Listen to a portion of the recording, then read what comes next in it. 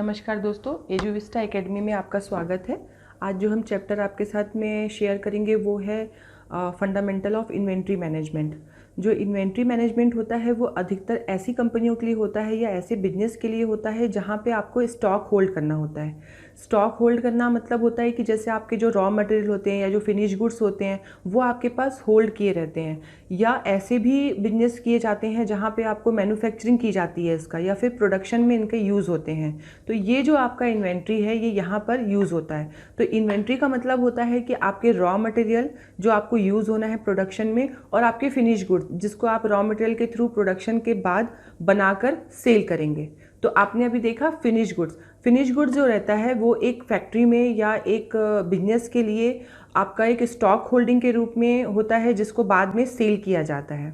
अगर मैं इसको छोटे से एग्जांपल के रूप में अगर आपको मैं इसका मीनिंग बताऊं, इन्वेंट्री का मीनिंग अगर आप समझना चाहते हैं तो ये है कि रॉ मटेरियल और फिनिश गुड्स को रखने की जो प्रक्रिया होती है वो हम इसको इन्वेंट्री कहते हैं, या उस स्टॉक को जो हम होल्ड करते हैं अपने बिजनेस के लिए उसको हम इन्वेंट्री कहते हैं। तो इस इन्वेंट्री में क्या होता है, जैसे आपको मैं एक छोटा सा एग्जांपल दूं जिससे आपको बहुत इजीली समझ में आएगा, वो है बिग बाज़ार। बिग बाज़ार में जितने भी सामान आपके रखे हुए रहते हैं वो सारे इन्वेंट्री हैं। क्यों? क्योंकि वो रॉ मटेरियल है और वो एक तरह से फिनिश गुड्स तब बनेंगे जब वो कहीं पे यूज़ में होंगे और उसको हम सेल करेंगे। तो अगर वो हमारे सेल बिल में रेज किया जाएगा तो वो हमारा फिनिश गुड्स कहलाएगा। बाकी सब में वो हमारा इन्वेंट्री है या हमारा स्टॉक है जो हमने अपने गोडाउन में होल्ड करके रखा हुआ है। तो इस तरह से आपने अभी देखा कि मैंने आपको मीनिंग ऑफ इन्वेंट्री दिखाया। तो मीनिंग ऑफ इन्वेंट्री का मतलब होता है कि आप रॉ मटेरियल और फिनिश गुड्स को प्रोडक्शन के प्रक्रिया में यूज़ करने से पहले जब अपने स्टॉक में या गोडाउन में होल्ड करके रखते हैं उस प्रक्रिया को हम इन्वेंट्री कहते हैं। अब जो इन्वेंट्री के जो मीनिंग हो गया आपका, अब मैनेजमेंट कैसे करते हैं इस इन्वेंट्री का। तो होता क्या है, मैनेजमेंट करने के लिए कोई भी बिजनेसमैन को सबसे पहले गोडाउन की आवश्यकता होती है। अब ये गोडाउन आपके टाइप ऑफ गोडाउन भी हो सकते हैं, गोडाउन ए, गोडाउन बी, गोडाउन सी, आपके अलग अलग गोडाउन में भी आप इसको मेंटेन कर सकते हैं। अब अगर आप एक गोडाउन में रॉ मटेरियल और फिनिश गुड्स को मेंटेन कर रहे हैं तो आपके पास में मैन्युफैक्चरिंग के लिए मशीन्स होंगी, प्रोडक्शंस के लिए आपके प्लांट होंगे। उन प्लांट में आप इस रॉ मटेरियल को प्रोसेस करके, या इसका वर्क इन प्रोग्रेस भी कहते हैं इस प्रोसेस को हम, ये करने के बाद एक फिनिश गुड्स आप तैयार करते हैं। वो फिनिश गुड्स आपके सेल में जाता है जो सेल होकर कहीं ना कहीं एंड यूज़र में यूज़ किया जाता है। तो अगर आप मैनेजमेंट समझना चाहते हैं तो हम सबसे पहले ये बताएंगे कि एक बिजनेस के लिए गोडाउन जरूरत होगा। गोडाउन में आपके रॉ मटेरियल का इन होगा, मतलब गोडाउन की इनकमिंग होगी। आप कहीं से भी कोई परचेस करते हैं, किसी सप्लायर से आपने वो रॉ मटेरियल को परचेस किया अपनी फैक्ट्री में प्रोडक्शन के लिए, तो वो आपकी इनकमिंग होगी। इनकमिंग रजिस्टर में उसकी एंट्री की जाएगी। तो इस तरह से वो आपके इन्वेंट्री के थ्रू रॉ मटेरियल आपके अकाउंट में आपके बिजनेस के गेट से फैक्ट्री से बिजनेस प्रीमाइसेस पे वो इन हुआ।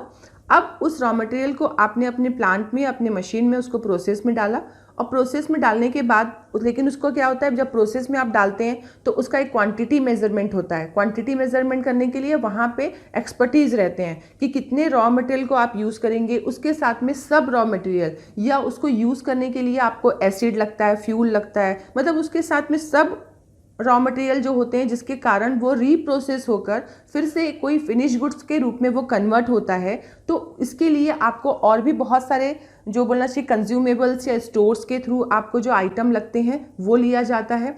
वो भी आपको पहले परचेस करना होता है सप्लायर से। परचेस करने के बाद वो आपके इनकमिंग गेट में आती है, उसकी रिपोर्टिंग की जाती है। उसके बाद वो स्टॉक को होल्ड किया जाता है, वो ए गोडाउन में रखा जाता है। जब जब आपको ये एक्सपर्टीज़ के रूप में कितना सामान कौन कौन से रेशियो में लेना है उसका एक रेशियो डिसाइड किया जाता है सुपरविजन के थ्रू, और वो रेशियो डिसाइड होने के बाद में वो प्रोसेस में जाता है।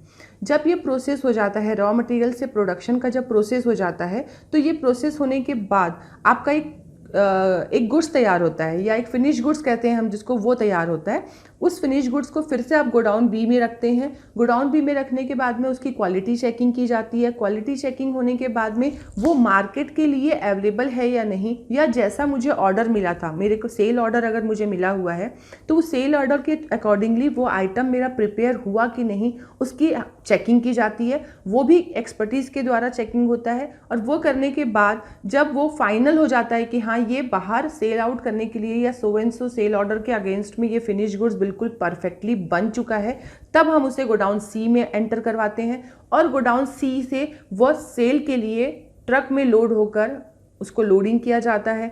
लोड होने के बाद में एक पर्ची बनती है, एक बिल बनता है, आपका इनवॉइस जनरेट होता है, बिल्टी बनती है जो आपके ट्रक के लिए होती है, फिर उसके बाद वो गेट से आउट होता है।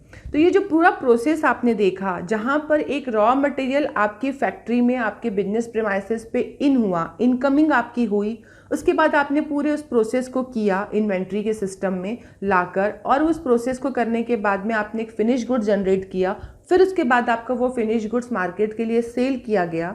तो ये जो पूरी प्रोसेस होती है ये through out the inventory management के द्वारा की जाती है। अब टैली ERP 9 जो है वो आपको, और एजुविस्टा एकेडमी यहाँ पर आपको ये टीच करेगा कि आप इस मैनेजमेंट को बहुत बेहतरीन तरीके से कैसे अपने सॉफ्टवेयर में जनरेट कर सकते हैं, आइटम कैसे आप, स्टॉक आइटम कैसे आप ओपन कर सकते हैं, उस आइटम को आप क्वांटिटी वाइज कैसे मेंटेन कर सकते हैं, उनका डिस्क्रिप्शन आप डिटेल कैसे रख सकते हैं, ये सारी डिटेल जो रहती है वो टैली ERP 9 आपको यहाँ पे प्रोवाइड कराते हैं। और एजुविस्टा एकेडमी के जो एक्सपर्टीज़ होते हैं वो आपको प्रैक्टिकल सेशन के द्वारा इसको बताया जाता है कि ये स्टॉक आइटम आप कैसे ओपन करें, ओपन करने के बाद कौन से आइटम ऐसे रहते हैं आपको खुद जनरेट करना होता है कि अगर वो मेरा परचेस है तो वो मेरा रॉ मटेरियल है, और अगर वो मेरा सब रॉ मटेरियल भी मेरे पास अगर आता है as a stores and as a consumable, तो उसको आप कैसे इंडिकेट करें, उसको कैसे आप यूनिट में कन्वर्ट करें, यूनिट या पीसेस में, जिसको आप कहते हैं कि वो कोई मैट्रिक टन में आता है, कोई पीसेस में आता है आपके पास, तो उसको जनरेट करने के बाद, उसको देखने के बाद में आप आइटम वाइज उसको स्टॉक मेंटेन करने के बाद में उसको फिर प्रोडक्शन के लिए जब आप इशू करते हैं, आपके अपने स्टॉक में से जब वो इशू होता है प्रोडक्शन के लिए, तो उसकी कौन सी रेशियो आप मेंटेन करते हैं, उसका एक पूरा फॉर्मूला बेस्ड रहता है।